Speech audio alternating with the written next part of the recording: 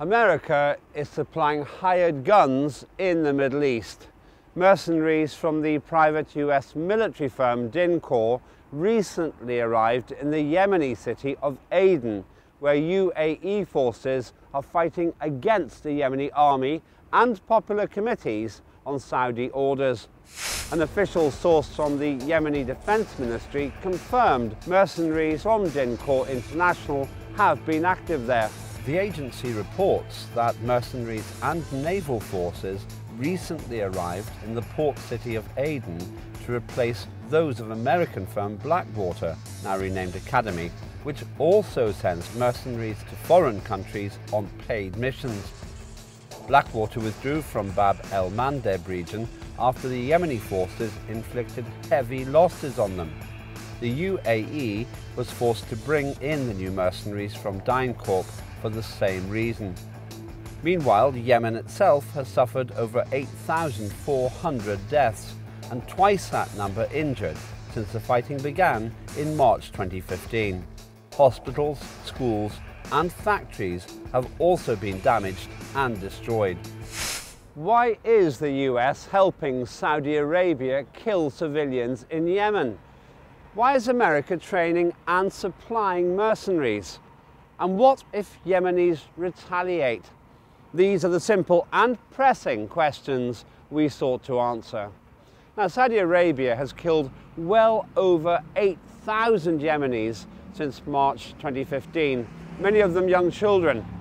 How should the US be punished for supporting Saudi Arabia's massacre?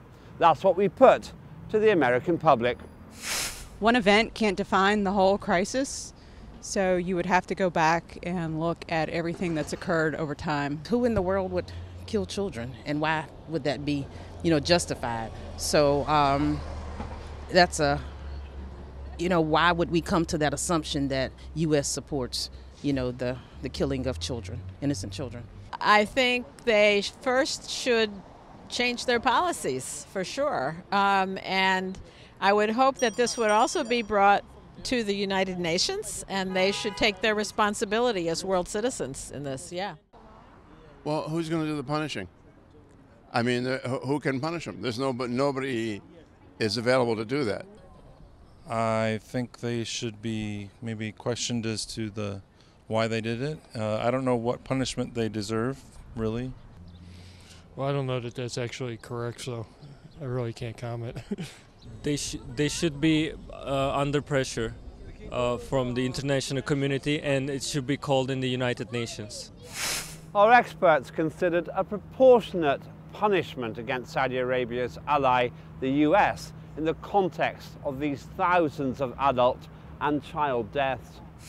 Well, America is a superpower, and regrettably America is a very dangerous, irresponsible superpower, so there's very little ways that America can be punished for such heinous crimes. However, one of them in this day and age is, of course, PR, and America does care about how countries in the world, how peoples in the world perceive it. So in the advent of the internet, of social media, of new news channels like Press TV, we can really expose America's double standards. We can really expose America's crimes on the international stage. And I think that is just as powerful as sanctions, because the Americans, they rely on this image which they project to the world of being a guardian of democracy and of human rights. And unfortunately, 20 years ago, it was very difficult to challenge that because mainstream media ruled the field. But now in 2016, we have news channels like Press TV, we have different social media outlets, and we can accumulate evidence, we can make intelligent, persuasive arguments, and we can highlight what America is doing in Yemen, what America is doing in Libya, what America is doing in Syria, and we can really hit them hard that way. And the Americans are feeling the effects of their double standards in the world today. Out of the present world chaos, a new world order is developing. It will be multipolar and not the present unipolar, which is totally dominated by the USA.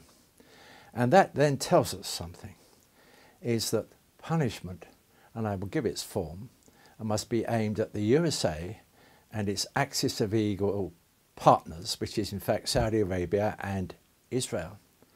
And that punishment can only be a wholesale boycott, divest, political, economic, diplomatic, and yes, even militarily. Because you see, we are going along with this axis of evil and its monstrous aggressions. And the same with where I am at this moment, which is the UK. The UK, like the USA, is not following its long-term interests. It should break away from Saudi Arabia, break away from the USA, stand up and be counted, because the world is moving in favour of the multipolar way and away from American domination and its evil association with Israel and Saudi Arabia.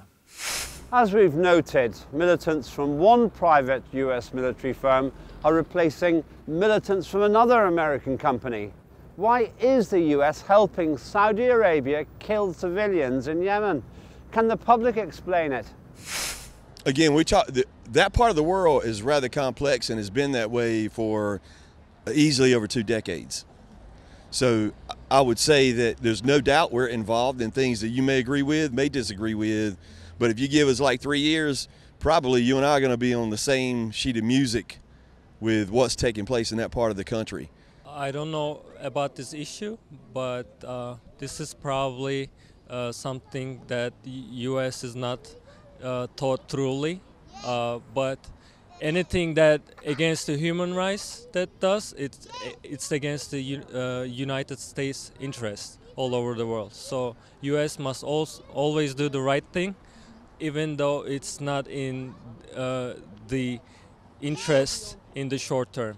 To assume that any sovereign nation is killing children, again, there has to be much more behind that, because I don't know of a nation in the world that is excited about, hey, we go kill children, you know, so that there's much more behind that. One. Two, in organization, you know, you refer to an organization as a militia. Okay, that means that you don't agree with the mission of that organization. Many Americans have, you know, weird feelings about capitalistic organizations that go to other parts of the world and make money to do their dirty work. You know, there's a segment of America that is really hyped on capitalism at any cost. But, you know, there are others of us that have, you know, morals that know money should not be made at any cost. I don't know, but that sounds pretty awful to me, and I don't really approve of privately paid contractual militants or militias, which I realize are all over the place, but I find it offensive. I know about the conflict, but I don't know enough to actually give you good answers. I'm sorry. Well, I guess they value their relationship with Saudi Arabia more than they value their relationship with Yemen. But I thought the United States had a good relationship with Yemen, at least up to them for a while they did. You know, it's probably less good than what used to be. Is there a logical reason behind America's willingness to supply militants to Saudi Arabia for their deadly activities in Yemen? Here's the expert view. Well, first of all, Saudi Arabia is one of America's closest friends and allies in the world. And of course, the Arabian Peninsula is of immense geostrategic importance, hence why the Americans have an influence there. It's where the oil is. And it is not in the interests for America to see Saudi Arabian clout, Saudi Arabian dominance on the Arabian Peninsula challenged. So if we go back to 2011, when the so-called, and I emphasize the so-called Arab Spring began, there were protests, peaceful protests in Bahrain. What happened? Saudi Arabia saw that as a threat to its dominance on the Arabian Peninsula. The Americans, without a doubt, gave them the go-ahead, and Saudi Arabia dispatched troops across the border into Bahrain and brutally suppressed the protests. There was no condemnation of that in the world by the West. There was no talk about that in the world by the West. But that just shows that if there's any threat to Saudi Arabian dominance on the Arabian Peninsula, the Americans will be there to give the green light to Saudi Arabia. Now in Yemen, the Houthis traditionally have close ties with Iran. There's nothing wrong with that. That's their relationship. But also something a lot of people aren't aware of, the Houthis have historical ties to Russia. Now, therein lies the answer as to why the Americans are concerned about what's happening in Yemen and is giving the green light to Saudi Arabia to act in such a brutal way. There is this axis of evil. Now, its core purpose is in fact the Zionist purpose, to not only to maintain Israel, but in fact to expand Israel into what were the biblical lands over 2,000 years ago. Saudi Arabia is central to tolerating and discreetly allowing that expansion to go on. In exchange, the USA and Israel support the corrupt, barbarous Wahhabi Saudi regime to suppress the democratic aspirations of its own population. And that is the core of the matter. Of course, it goes even wider than that. The USA has a continuous record over decades of suppressing democratic forces right the way around the world, for example, in South America. But in this particular one, the USA is locked in with Saudi Arabia in an onslaught, a murderous onslaught in Yemen. The USA is locked in with Saudi Arabia on the creation and the promotion and the perpetration of Daesh, which is not only killing Syrians, but is going to smash Europe with its consequences. And the USA is locked in to the creeping genocide which is going on in Palestine. So there you have it altogether. It's an axis of evil. The USA is right in at the centre of that, and I'm ashamed to say that my government too is supporting them. The contract between the United Arab Emirates and the US company is worth $3 billion US. How do the public feel about the way America is making money by supplying militants? Yeah, I think that financially, it's probably financially motivated. So it's probably not a good thing if they consider that the reason to do something. I feel like sometimes we put money in ahead of like morals. That's okay. That's okay. Yeah, you can make money. You can make money. Unless you're not hurting anybody, you know. You can make money off of it. Well, that one I can't answer. I think we could do a much better and smarter job about making money, and generally we need to change the way that we're doing business in our own country and around the world. What is the feeling of our experts about America's willingness to profit through the supply of trained killers to the United Arab Emirates? Well, it's no surprise. No serious commentator would really argue that the United States is genuinely committed to international law, to human rights and democracy. It's an untenable argument.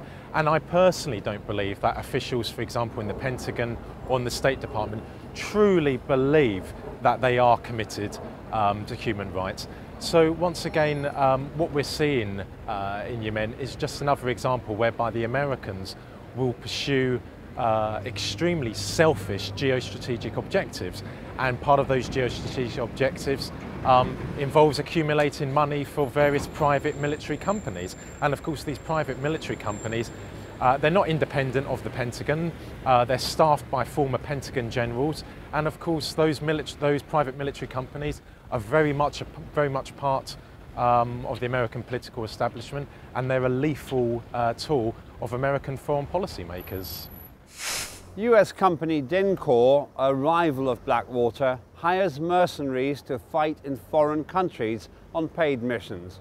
How surprised would you be if some Yemenis retaliate by targeting the US? That's what you asked the public. I would be most unhappy, but my limited understanding and knowledge of Blackwater is not positive, and I really don't understand how they get away with their support. I wouldn't be surprised at all. I wouldn't be surprised, and they will kick back at some stage. I wouldn't be surprised at all. Like, no. Because I feel like You know, I was told if someone hurts you, got to hurt them back, you know? So, like, an eye for an eye. I probably wouldn't be very surprised, though I have not heard about that company before. Yeah, unfortunately, these attacks are harming our country, United States. So when we do things like that, we should be more careful, because the best thing to terminate violence is to be consistent and protect the human rights all over the world consistently. How likely is it that some Yemenis will target America in response to the supply by American firms of paid militants in Yemen? Our experts gave their assessment. Well, unfortunately, violence breeds violence, action, reaction. And, you know, I would like to think that if my family was wiped out by a Saudi Arabian airstrike with missiles provided by America, that I wouldn't respond in a violent way. I'd like to think that, but unfortunately, I've never experienced that before. And so, of course, there's the distinct possibility that some Yemenis people could respond violently to American interests in the world, maybe even a terrorist attack in America. That would be a terrible development, but unfortunately violence breeds violence, and the Americans are at the root of most of the problems in the world today. And it's a reflection of human nature, animal nature. If you use violence, violence will be responded to yourself. So I would hope there wouldn't be any terrorist attacks in America, but unfortunately if there is, then the American public will have to ask their government, what have they been doing in Yemen? Like on 9/11, appalling terrorist attacks, but what were the roots of that? The roots of that was American involvement in various countries in the world, and also they'd been working with Islamist terrorists since the 1980s in Afghanistan against the Russians when they teamed up with the Mujahideen, including bin Laden. If you play with fire, you get burnt. It is the assumption of Western governments and their acolytes, the mainstream media, that Western countries have a right not just to bully and harass, but to attack other countries and always to push up against them. For example, there was an agreement that NATO would not expand. That agreement was broken and NATO's gone right up against Russia. And one thinks of the attack by Georgia against South Ossetia, and with the mainstream media telling the opposite of what was actually the truth. And you see the same sort of game going on in East Ukraine, where people were going to lose their lives. And when the Russians, following a vote, came to defend them, the Western media attacked Russia. You're also seeing the same game going on in the South China Sea.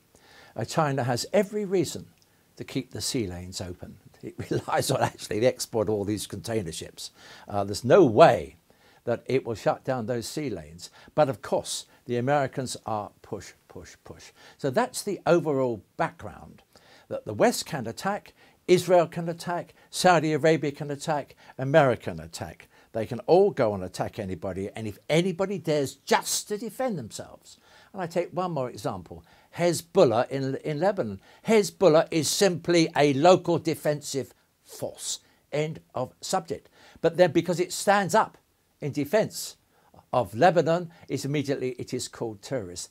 I've had enough of this. The aggressors are the USA, my country, Saudi Arabia, in Israel. And if there is any retaliation, it's inevitable. When is the USA and the UK going to realise that their foreign policy makes them hated right the way throughout the world, and the world is changing? Yemen has been under military attacks by Saudi Arabia for around a year now. How do the public explain the US's support for Arab dictatorships? Again, complex part of the world. One day there is a leader there that is the lesser of two evils, and that personality can change from year to year. The United States supports dictatorships of any kind. I think that our leaders, particularly President Obama and other thoughtful leaders like himself, I think that thoughtful leaders over the world are able to assess, a situation and choose the lesser of two, evils. I personally don't think that Saddam Hussein was a great person. I don't think that Gaddafi was a great person. However, I do believe that they provided a great deal of stability to that component of the world. How do you explain the U.S. support for dictatorships everywhere else in South America? I don't explain it. I don't support Arab dictatorships, but on the other hand, the Arabs know how to run their countries better than the US do from here, and countries should be allowed to run and rule as they have done for many, many years, and interference by the US, by the British, by Western nations is totally wrong. Well, I'm not really that familiar with the politics surrounding it, but I would say that they probably are doing it out of an agreement with them so that they'll support them in something that we want to do. I feel like it's more of like a business contract sometimes and not more of like a moral thing, like we should and shouldn't do this. It's more like it's helping us make money and it's helping us do that kind of stuff. I don't want to give you the first answer I gave for the first two, so I'd say that the enemy you know or the problem you know is better than the problem you don't. It's safer to deal with people that are already set up than to try and change things around just willy-nilly. Can our experts help us to understand the US's apparent enthusiasm for backing Arab dictatorships? Simple as this. Those Arab dictatorships are pro-American, and for the Americans, that's all that matters. It doesn't matter if they commit terrible human rights abuses. It doesn't matter if they export Islamism. It doesn't matter if they export terrorism. The most important thing for the Americans is that they are pro-Western, and that's all that really counts. And of course, America, geographically, if it was closer to Europe, they might be a bit more concerned about terrorism, but they're so far away, they don't worry about the short-term, reckless foreign policy objectives that they pursue in the world. So, in essence, those Arab dictatorships are pro-Western, they're anti-Iranian, they're anti-Russian, and for American policymakers, that's all that matters to them. It's ultimately because of the nature of the global financial system. It's a system which now works by sucking up wealth to the tiny 1%. And as part of that, one of its outposts is Israel, and another one which is part of it is Saudi Arabia. And by the way, Islamic finance is only another version of the Western global financial system. And that's ultimately what lies behind, is that the Western global, which is essentially global financial system, is in fact a structure which not only supports the American dollar and enables it to finance its military expansion forevermore, but those who go along with it are kept up and supported. But this system is profoundly failing. You see, it does not actually distribute productive capacity amongst the mass of the population. If you want to have a democracy, you have to have an economic democracy in which the mass of ordinary people have productive capacity. That normally means a job, or it can mean small business, or it can mean share ownership. These are the ways it's done. But America has none of that. Saudi Arabia and its coalition partners are clearly disregarding global standards of human rights and the sovereignty of nations. American firms are helping them do so by supplying weapons and militants into the war zone, as well as helping to destabilize an entire region of the Middle East. The actions of these US companies raise the spectre of retaliation, and what form that could take is anyone's guess.